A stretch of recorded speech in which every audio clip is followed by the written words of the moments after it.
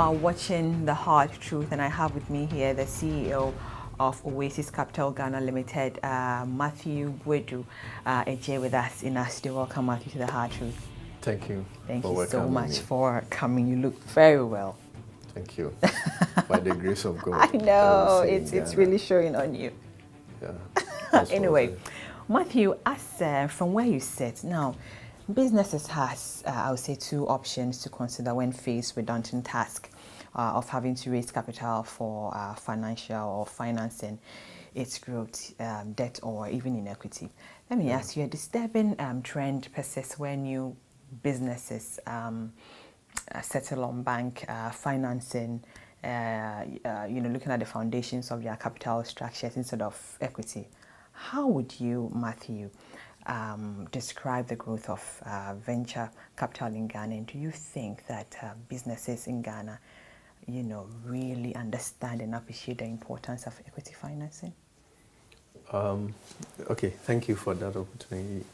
I think the issue of financing businesses is a very important component, and traditionally, if you want to set up a business, most people are looking at, okay, is it my own savings? Do I have friends? Do I have family members? And in the absence of that, the next one that we know is, okay, let's go for bank funding. So that is how most businesses in Ghana had traditionally been financed. The issue of venture capital has not been quite popular. Of course, our first attempt. Do we understand that concept of a venture capital?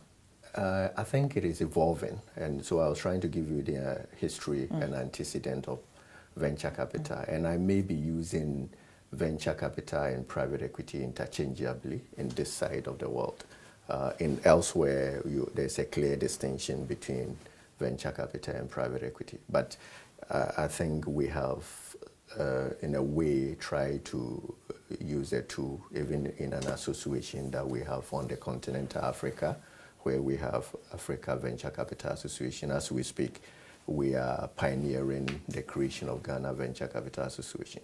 So the history of it was the first in the 1990s when CDC and the government of Ghana put up the first venture capital company in Ghana.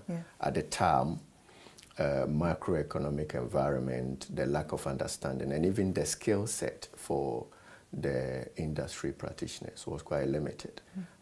So we were not that very successful. However, in the early 2000s, and precisely I think 2004, when we promulgated the Venture Capital Trust Fund Act, 680, a lot of venture capital firms emerged. But before that, I think Fidelity Group had set up one of the, so perhaps the second venture capital company in the country, and had invested in a number of businesses.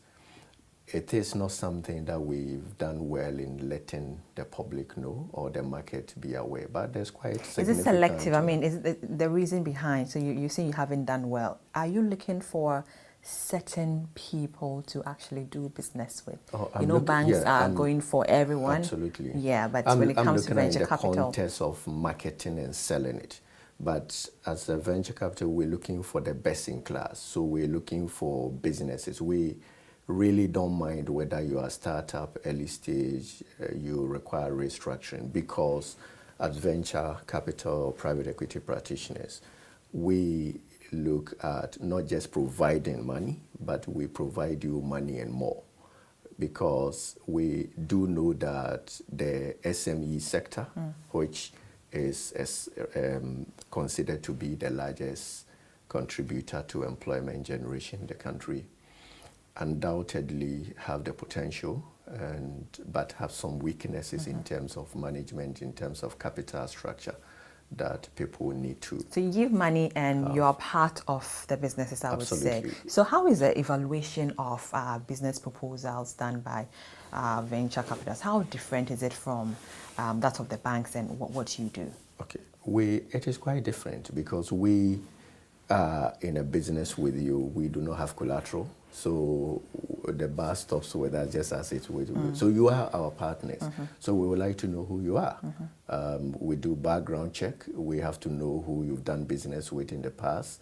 So there is a bit of both qualitative and quantitative analysis that we do. So beyond and the qualitative analysis from venture capital and private equity perspective is quite significant, because we have to know that you are somebody we can dialogue with. You are somebody we can reason with. So Matthew, I have a brilliant idea, say in technology. Sure. I don't have the money for it. Sure. I come to you, you are into venture capital. Sure. So I come to you and say, Matthew, there's the idea. You see it's a great idea. Yeah. So what happens here? Do I provide the collateral, just as the banks might request for some level of collateral before actually starting the conversation? No, you can start conversation. Collateral is not our thing. We have to ensure the business is viable. We have to ensure that the entrepreneur is the right business person behind the business, and that you have the passion, you have the dream, you have the vision, and above all, you have the skill. And where you do not have them, you are prepared for us to go and get the right skills to lead and ensure the success of the business. That is where the problem comes from. I see, but looking at the current investment of Oasis Capital, Sure. where you reside in, Yeah. you pursue, I would say, deals in businesses which are involved in private education, real estate development, construction, Sure. and things like that. Technology has been seen as a growth in industry since the 21st century. How often, Matthew, do such proposals, in technology come, and what prospects do you see them in the industry? If you recall, I told you that we don't provide only money. We provide money and skill set. So if you look at it, the modern trend in venture capital and private equity is that we are specializing. So there are those that focus on technology, and there are those that focus in sectors, rare sectors. Some do FMCG, some do rare commodities, and others.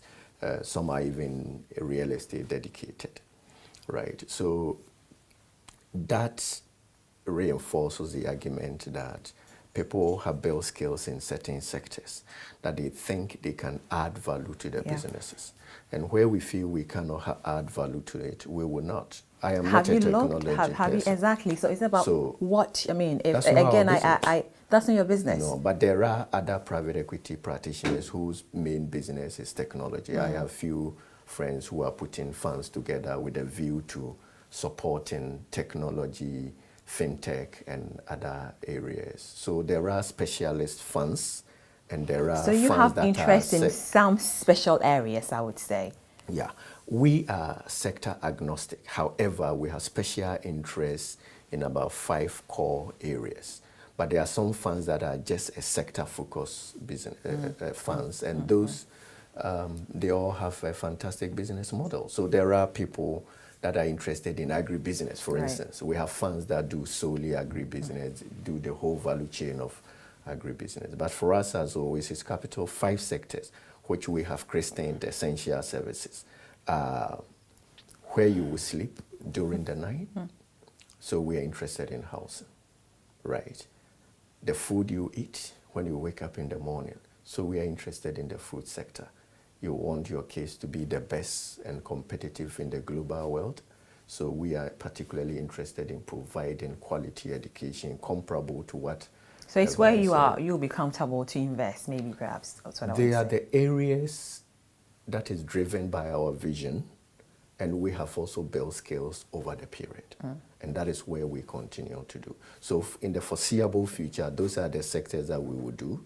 In terms of geography, we've already gone beyond Ghana. So now we are in Ghana and Cote d'Ivoire, and with a view to doing a few more other African countries, because we are looking forward to growing the business. Over the next 5 to 10 years, how significant, again, do you expect venture capitalists to be in the financing of new businesses on a larger scale? Is it possible that you see it becoming more the main source of funding for new and established businesses? I see that as an area, a direction that was shown by the new finance minister. I was quite elated to see about $50 million allocated to venture capital trust fund. And that is a positive statement because this is an institution that had some challenges and had also not had sustained finance. And I think to see the minister allocate such resources to recapitalize it is a confidence booster for those of us who operate in the sector. So we think that that is the order of the day. And I think progressively we're seeing a few more venture capital and PE firms that are showing success. And that in itself would help other people to learn and to show more interest in building the success story around that. Make no mistake, we are not in competition with banks. And I think very often people look at it that way. Our jobs actually complement each other. Because when I go in with equity, I expect to have debt to lever it in order to get a better return. Of course, with assumption that interest rate will come down because our current levels of lending rate, it becomes very less cost effective to lever transactions that we do. But I think in progressively as the interest rate, with the trend that we've seen, if it continues, we will get to a situation where any transaction I will do, I will try and have a debt component so that we work in tandem because we sit on the boards of company, we effect changes in management, we contribute to their business development, so we add more value than a bank would do because our businesses are different. I would finance. So you're giving businesses, providing expertise, you're making sure the business grows. Absolutely. We'll be right back.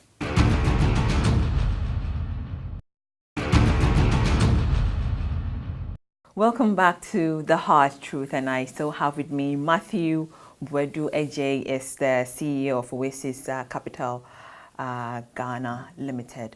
Matthew, again, moving away from venture capital to mainstream banking. Now, the number of commercial banks keep rising to the rate of increase to the banked population that has been slowed from 20% in 2008 to about 30% in 2016. I think that's a report from the World Bank. In as much as large number of banks push up for competition, what effect does this have on the banking, since the growing of the banks will follow the same clients for deposits? Well, the fact that there have been so many of them come within a short period and they are surviving means that the opportunities are there. I think as a country, we've still not been able to get everybody into the banking stream. And I think that if they are highly competitive, the competition will force them to integrate. So for me, it's not necessarily the number of banks, but it is the reach and the delivery of services and products to meet the needs of Ghanaians and the requirements of the economy that matter. You'll be surprised to see that in spite of more than 30 banks that are currently operating and many more looking for licensing, small businesses struggle to still fund their ideas, fund their businesses, right? So that clearly demonstrates that there are opportunities. If there are no opportunities, those, make no mistake, the people that are setting up the banks are business people. They are doing so with a view to making money. So if there is no business case, I do not think that they would come.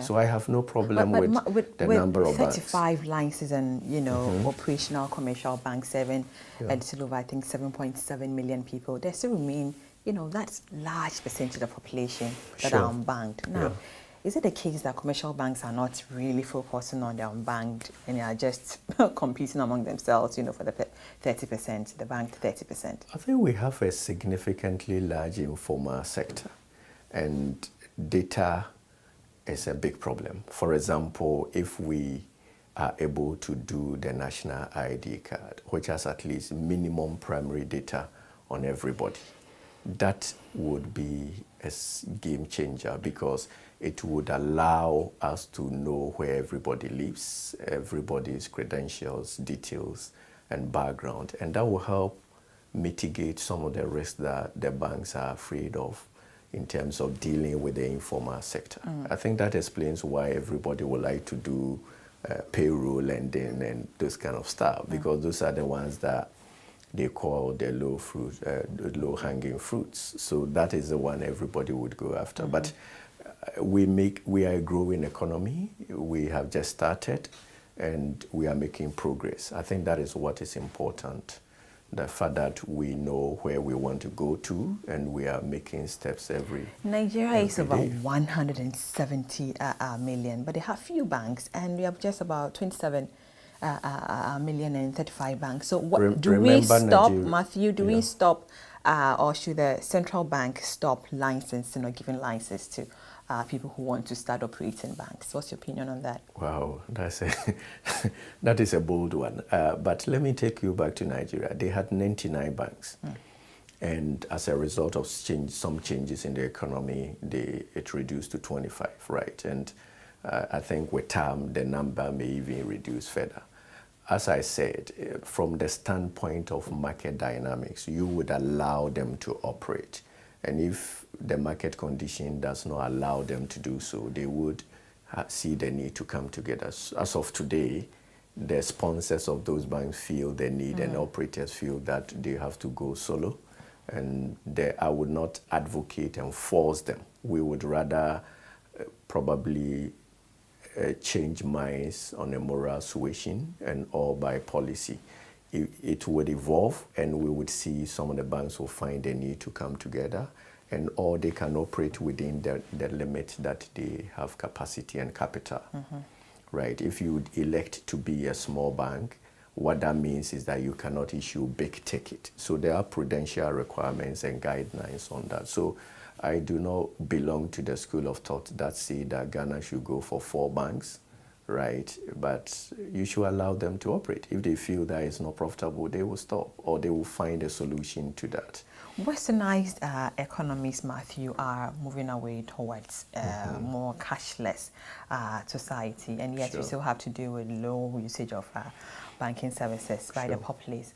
How do you see or foresee the usage of banking services in the next 5 to 10 years? I think let us first get everybody onto the banking system. And is that possible to actually get everyone to we can. the banking system? Once we have, because remember, probably the kiosk population in some of the urban centers are trying to competing with the standing buildings that we do have, right? So, and these are mobile people. So if we do not have a way of identifying people, how do you expect the bank to provide services to them? Because the deposit we have at the bank are payable on demand. Yeah. So we should not forget that. How do you, Matthew, ensure collaboration to have like a greater penetration? The penetration is, as I said, will come as a consequence of mitigating the risk that is inherent in identifying people. And once we resolve that, the bankers, they are great strategy people, innovators and thinkers in the banking community. They have very fine minds. And I think they would have the solution to dealing with that. Because once the people, one of the reasons why most banks shy away from just lending is to avoid reckless lending, because people take money. They live in Westlands and they move to Mampong, and you won't find them again. But if there is a national data that you can also go wherever you are, that can be located, right? Even if you go to Maldives, we can still locate you that you are in Maldives. So those are the things that would help resolve the issues that are involved. But for the time being, I think that is the part that has been resolved. Let us start from there, $7 million and change. Sorry, 7 million people and change. Let's move from that level to the 10 million to 15 million. We will get there. It's actually 7.7 million. But since the introduction of mobile money to the Ghanaian populace in 2009, it has really played a role to push for financial inclusion. Now, what scale, Matthew, of impact do you think that mobile money has on the businesses of banking? I think mobile has such a phenomenal thing. Some few years ago, we were looking at some people who were trying to do the phone booth and others. I mean, Yeah. even before we finished discussions with them, that business was already outmoded. And I think mobile has really transformed the lifestyles of many. And I think that explains why even when mobile was coming into countries like Africa, like Ghana and other places, people got it wrong because we thought that we were poor and therefore mobile was a luxury. But it has really transformed the way we live. And we think that progressively that is going to be one of the largest sector in the economy in terms of financial intermediation. Because, of course, the amount is small, but you are talking about the law of large numbers. So the volumes are even going to increase. And that explains why Bank of Ghana also started the process of regulation to ensure that we have significant safety net, security, and also compliance to ensure that the banks do not necessarily cheat the system and the system does not cheat the bank. And the risk levels are also significantly managed. So Today, yeah. So how do you see? Many are also of the opinion that mobile money is a threat to banking. Some are also saying it's an opportunity, to banking. What's your take on it? Is it a threat or one opportunity to the banking sector? Winston Churchill said that the pessimist sees difficulties in every opportunity, and the optimist sees opportunity in every difficulty. So some people would say that, but it is the same banking system that would adapt that the mobile banking and take advantage of it. So if you do not follow it, because that is not going to change, right? The fact that banking is going digital is not going to change. In the UK today and in other many advanced economy, they don't use checks anymore. Right. No, so you very realize soon. Again, let me give you a typical example. So say MTN mobile money. Sure. Now they have the customers, and people have they've loaded a lot of cash on even on their phones and mobile money. Now the banks won't get the deposit. So the banks is that a threat? It's not. Yeah. The banks will tag along with MTN and use their platform to deploy. So they can intermediate along that level. It's been done in other countries so looking like at Kenya. That, So looking at that it again, cannot it's evolving from Sure. from our phones to and providing customers with alternatives to traditional banking. According to, I think, a 2016 banking survey by PwC, it is possible for telcos to develop to a point where they can actually operate mobile services independently of the banks. This will make them, direct competitors to the banks instead of partnering with them.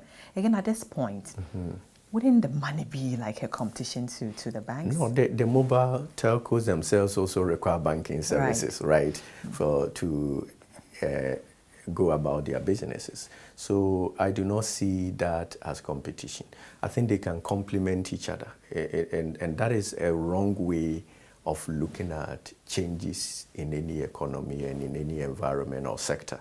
When people see, for instance, as I said earlier, when people saw venture capital talking to their clients, then they think that, they are coming to compete. Instead of seeing that we are going to complement each other.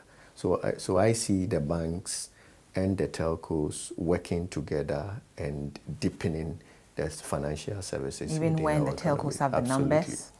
They have the numbers, so you lever on their platform and the numbers that they have and have fee sharing arrangement. And then you can also give them your platform because they would eventually focus on their core businesses because they do this as an expansion of their business. But the core business is providing telco services. Matthew, since you brought in venture capital again, many of the opinions say, I went to this so venture group to ask for a certain amount of money, and I was denied simply because the volumes or the amount that I wanted was too small. Let me use your outfit as an example. So I come to Oasis Capital, I demand for, say, 100,000 Ghana cedis. And then you tell me that, no, that's too small amount of money. So what is it? Are you looking at big chunks of investment, or what is the level of money you give to people? We have a minimum of $500,000 equivalent. and a maximum of $5 million. Hold on. So if I have a brilliant grade, you say, oh, Akusia, this one, it's a brilliant one. Sure. But I know that I will need this X amount again, even let's say 100,000 Ghana cedis. But according to you, you have a threshold of 500,000. There are other venture capital or PE firms that also provide a small ticket. So it's just a segmentation that we have segmented the business and we have selected where we are. There are indeed some private equity firms that their minimum ticket is even about the size of my fund, right? The minimum they will do is $50 million. So there are different levels and different layers. So you just need to speak to the right one who is targeting, because it requires different skill set and different focus and models that you need to build to serve the people appropriately. And to do that, you need to focus. It's about focusing on the business that you are doing, where your expertise are. Yeah. So in this case, going back to the main banking stream, Sure. How do bankers or the banking sector remain competitive even with the competition with mobile money? I think banking is going digital, and it has gone digital for quite a considerable amount of time. If banks would like to do business the traditional way of brick and mortar, then they will never remain competitive. So the banks are also quite smart, and a number of them have deployed technology-enabled systems that allows them to deploy services to every corner of the country. And that's the reason why, and most of these are deployed on the basis of internet and also in the basis of even the same telcos, right? So they will remain very good partners now and in the foreseeable future, so that all of them can beat down their costs.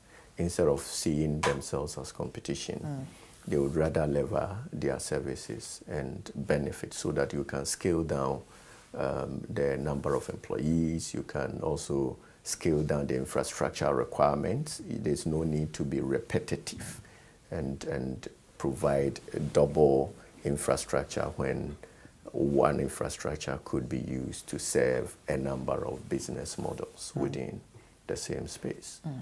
Matthew, your plans by the central bank to increase the minimum capital requirement of commercial banks. Some industry players describe this as a good move because it will lead to consolidation of banking sector, to the ability of banks to offer more medium to longer term loans. How do you see this development? I don't think it will necessarily guarantee consolidation. Right? We've done that before. They did not consolidate. I do not think that alone, if there is a need for consolidation, I don't think the central bank's objective is to trigger consolidation. The central bank is proposing that because they found out that some of the banks have weak capital, and which has come as a result of significant default. We've had some challenging economic conditions, and therefore some SMEs have not done that well and has had some structural effect on the banking sector. In the context of that, as central bank with responsibility to ensure financial stability in the economy and build confidence, they came up with say, okay, let's look at progressively building the capital base and strengthen the bank so they would have a better capacity to do that. In that quest, if the sponsors and owners of the business feel the need to merge, they would do so. And I don't think the intention of the bank was necessarily, of the central bank, was necessarily to force people to merge. Right? If they want to do that, then they will legislate. But I don't think that is what they want to do. They are using all the powers that have been given to them and playing their role the way it should be played. But analysts also believe that the foreign banks again might not have the problem with increment because they might fall on foreign associates or capitalized. However, the challenge here remains with our local banks. Would this measure lead to the hostile takeovers or pricing out of the indigenous banks? Do you think so? That will happen? I think that personally, I think that we need banks that are owned and managed by Ghanaians here. If you take a look, because we have said in our earlier discussion that SMEs are very important to our national development. Take a survey and find out which banks finance SMEs in this country, right? So people should not jump into the conclusion that the local banks, if they will not merge, they will be taken over. If we don't have banks that are owned and managed by Ghanaians, we will not be developing at the pace that they will do, because foreign banks have specific objectives. Foreign-owned banks always have specific objectives. Some come because there is oil. Some will come because there was mining. Some came because they followed the multinationals, the Cadburys of this world, the Unilever and others. So all of them have theirs. But who will finance Akosua Kunedu and Co. Limited, right? They would not do that. Of course, with time, competition has forced some of those banks that have stayed with us for quite a long time. Make no mistake, they've contributed tremendously to the national development. But to finance SME requires special skill and dedication. And that is the reason why we should allow them. I do agree the contest that banks require capital. As to whether the individuals would decide to merge instead of bringing fresh capital, that is a different question. And I would leave the market to evolve.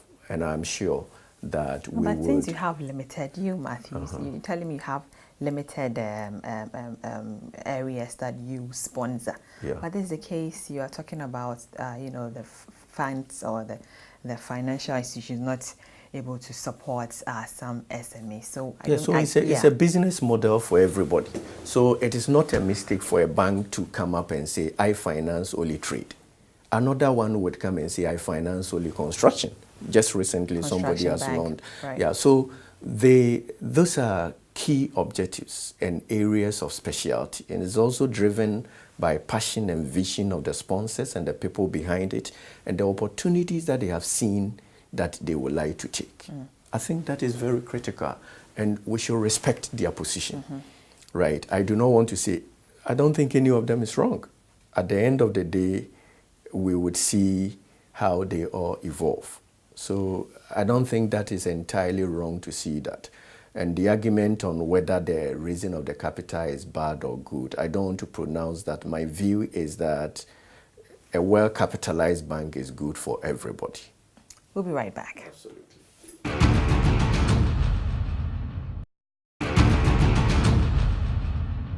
Welcome back to The Hard Truth. Matthew Boadu Adjei is still in our studio. Matthew, in what way, again, can the increase in the minimum capital requirement be implemented to make sure that our local banks, are not disadvantaged in any way? I would take a gradual approach. As I've said, in other jurisdictions, a country like South Africa, they do not allow one country exposure to multiple banks. So, for instance, we have a country where there are about 6 or 7 banks from one country, and they all have their parents there. So what if there's a financial crisis in that country? It would have a direct impact on the economy, right? And that's going to be very phenomenal. So I think that we have for so many years been looking outside for help. What prevents Ghanaians from investing in banks, owning it, managing it, right, and retaining the wealthy? Look at the likes of telcos. Ghana is one of the few countries in Africa that never benefited from telecommunication because the ownership was progressively. We started with a certain license, lack of know-how, before we realized all the entire sector is owned by foreign entities. And anytime we are talking about investment, everybody is saying, foreign investment. And we will spend a whole lot of time, from president to everybody, trying to see internationally as it is. But there are local people who have the wherewithal, who have money and willing to invest. If we can zero in to see what resources can be, because the banks that people have set up, those banks have been sponsored by Ghanaians. So what is wrong if Ghanaians can raise the capital? So for me, the objective of the central bank is to ensure that banks have adequate capital to operate their business they have set out to do. As to whether the capital comes from Ghana, Togo, or it comes from Singapore, the bottom line is that well-capitalized banks prosecuting the agenda of financial intermediation. And that is what we should look out to. So I'll be happy to see some of them come together, because as they come together, the cost of operation will be minimized, because 4 banks coming together would save themselves the cost of 3 CEOs, 3 finance directors and all that. So the efficiency would come in. And it's not because the central bank is not doing this because they want people to amalgamate, is what you're saying? Yeah, I don't think that was the intention. If that is the intention, then it is even wrong intention. But I think the objective should be that you want to strengthen the capital base of banks so they can do the job they can do and not risk it. Right. How exactly, again, can the average user of banking services expect this to impact, the services the banks offer? I.e., average user, like... average users of bankers, like average customers. How are we expecting them? How would the impact be when it comes to the banking services? I mean, banking services serve the needs of everybody. It's, traditionally, banks is where you go and deposit your money and take it when you need it. But and with time, that has evolved to delivering other services on that layer. I mean, in many economies, right, consumer banking is key driver, and it is even an indicator of the health of economies, right? So for you, as you are doing your business, you require banking services to get a mortgage and buy a house, right? Yeah, people take banking services to finance their children's education, procure some capital assets, right? Be able to effect transfer of money. So it is essential in our daily life. And it has undoubtedly also financed a number of businesses and that keep the economy going. So would that improve services? Will we see quality services? The quality services must be demanded by ourselves, and also the competition is forcing the banks to improve the services, because right now we have options, right? I mean, if I don't like your services, the switching cost is quite minimal, so I will go to another, and that is what is forcing the banks to do the right thing. And so I like the competition. Good. But we should not misinterpret that. If the capital requirements is there are opportunities, they will sell and we will get the capital to support that. But people should not force that, let's raise it. People are even advocating, let's go to $500 million. Let's do, and you do that, then by the time you finish, right, we may not have any bank that is owned by Ghanaians. And then it becomes difficult because decisions are made from a country other than Ghana. At that level, they may not get all the decisions right. Some players in the banking sector, again, believe that the central bank should actually rather introduce an economic capital requirement. So a bank has the right to decide whether it wants to be a small or a bigger bank. Hence, their required capital will be higher based on the status of the bank. What might you see this happening if this is implemented? Should we say, because it's a big bank, this is your capital requirement, and you are a smaller bank, that's for No, that is already being implemented. The central bank already has single obligor limitation, i.e. there's a limit to how much money you can use to do one particular transaction, or to what extent can you be exposed to one particular client. So that is why when you get, as a bank, if you want to remain small and you get a big ticket, you may either have to syndicate it or pass it on, right? And if you see the need that you are losing business, then nobody would ask you to increase your capital. But I think there's a minimum threshold that the central bank has calibrated to determine that if a bank does not have this capital, they cannot be efficient, they cannot be effective. So they will determine that. And they have determined that. So in your view, what amount are you looking at? What amount are you expecting the central bank to set as a minimum capital requirement? I am not a central banker, and I don't have the authority to determine that. But at least they have come up with a figure. 120 million. Let's work with what they have come up with. If they find a need, and I think they are more competent than I am to determine that. So if they come with a better figure than that, we will work with it. But for now, That is what they have so decided, that it will be in the best interest of the country and in the banking sector to have that capital as a minimum. Let's see how that works. Matthew, again, cybersecurity has become a major talking point in this digital age, and for banks it's very key. There's been reports, I think, in various parts of the world, or where people hacked into the banks to get information of customers. However, in our part of the world, thank God, it seems we've not yet been targeted. How much of a threat, again, do you think that banks, consider cyber attacks on hacking into their activities? I think the banks are not oblivious of the possibility, because even in advanced economies where one expects them to be more sophisticated, their systems have been cut into, and you also the consequences and the costs. I think an incident like that, because of the knowledge base, in our side would even be worse, because it would dent the confidence of people. You can imagine if you went to your bank and they say that the system is jammed and therefore you can't have your money, what would happen?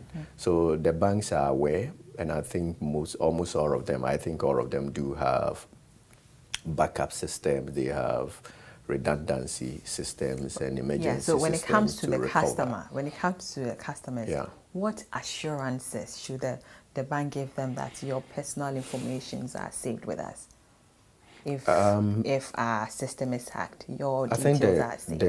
There is a bilateral agreement between the bank and its customer in terms of divulging information and giving information away. So controlling data for that is the responsibility from both parties, because there have been cases where the banks will even advise you to protect your data very well, and especially those of us who use mobile, who use internet banking, the logging of system and all that, to ensure that nobody just get access to your data. But the world that we live in, as I said, is sophisticated.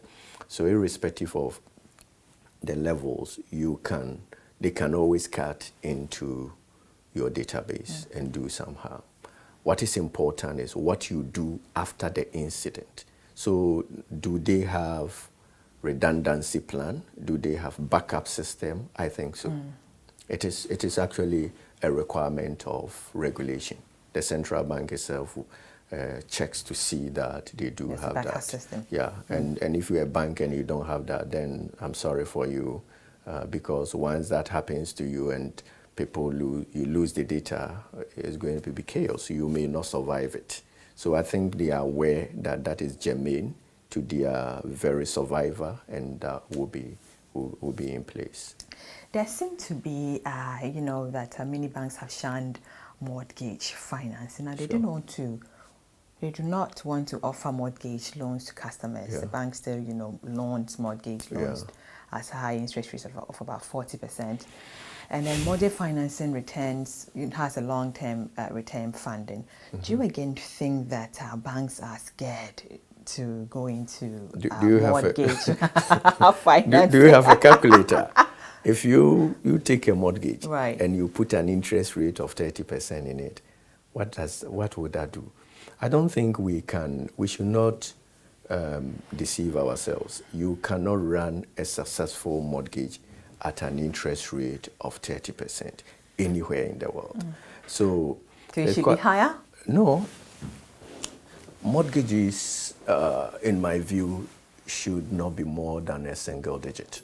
So, of course, interest rate is coming down. We expect that stability and that trend to continue. When it does, people will feel more confident, because it's a cost factor.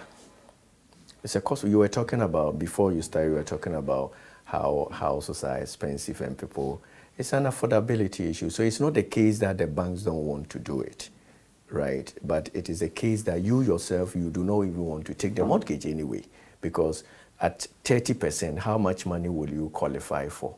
And it will not even buy land, right? So that is one factor. The other level is that if interest rate was low and was stable and sustainable, then banks would be willing to issue long-term bonds so that they could use that to finance mortgage on the longer term. because the deposit that you and I have with the banks is so hot that, I mean, some people don't even have the luxury of keeping the money for 2 days. And remember that the money that we have with the banks is payable on demand. If we walk to the bank today, you sign off your check and they tell you that, oh, sorry, we've given it as a mortgage to Akosia for 20 years, so you can't have your money. What do you think will happen? Hell will fall, right? So no. So should are you saying so? Should banks give mortgage financing? Absolutely. If that is a viable opportunity, they will do it, right? But as I speak today, given the current levels of interest, only a limited number of Ghanaians would qualify for mortgages, if we are being realistic. Mortgages that can afford a moderate home. That is it. So it is not the banks that don't want to give the mortgages, but it is the fact that we do not even qualify for mortgages by reason of interest rate. And whose fault is it anyway? Let's not go into that. No, the fault is our inability to manage our economy such that we can also borrow at 2 and 3% as other people do. In your personal view, do you think the current economy of the country is favorable, or the one that supports or is looking at the financial sector? We are not doing badly in terms of regulation, in terms of policy, and it is evolving. We've had some difficult times, and I think we should not forget where we are coming from. And some of us are optimistic, and we think that the future holds for Ghana, because if we fail to be optimistic, then we are saying that we are doomed, right? No, we would rather think that Ghana will make it. And if that is a thinking, then we are working towards that. So I personally foresee a day where individuals and institutions and companies will be borrowing at a single digit in Ghana, because it's happening next door in Cote d'Ivoire. So why can't it happen here? Finally, Matthew, what's your general state of the economy? What's your view on it? There's a new government, 6 months. What can you say? Are they performing? What's your view on the new government? We had difficult economy. We had difficult challenges at the time. The macroeconomics and everything point to some difficulties. Would you blame the president and his government for that over the last 4 years? Who do you expect to be responsible for? So President Mahama was responsible for... I expect him to take responsibility. It is not for me that is ascribing responsibility to anybody. So I run Oasis Capital. If Oasis doesn't do well, who would you blame? Am I going to blame my employees? No. I have to accept President Mahama is to be blamed for? He has to accept responsibility. Of course, what we have to bear in mind is that the environments are different, and under the circumstance of which you find yourself, you do your best to deliver what you have promised people. If Ghanaians feel that he delivered what he promised them, they would have maintained him. If Ghanaians felt that he did not deliver that, they wanted an alternative. So finally, and that is even the reason why I am saying that for me, I don't want to sound political. The main argument is that Nana has promised Ghanaians A, B, C, D. He will be judged on the basis of A, B, C, D. So you believe Nana to take us to the promised land? Do you believe that? What is the problem? Anything that the he growth has said, of the economy, anything that he has said he will deliver, I expect him to deliver. I don't expect anything less. That is the bottom line, because that will work to the development of this country. The growth of economy is good for business. Well-managed macroeconomics is good for business. Reduced debt to GDP is good for business. Jobs are good for the environment, because if people So have bottom more line, you jobs, believe Nana will take us there, is what you're saying? we expect Nana to do so, and I do believe that we will be there. Thank you very much, Matthew, for talking to the Hard Truth.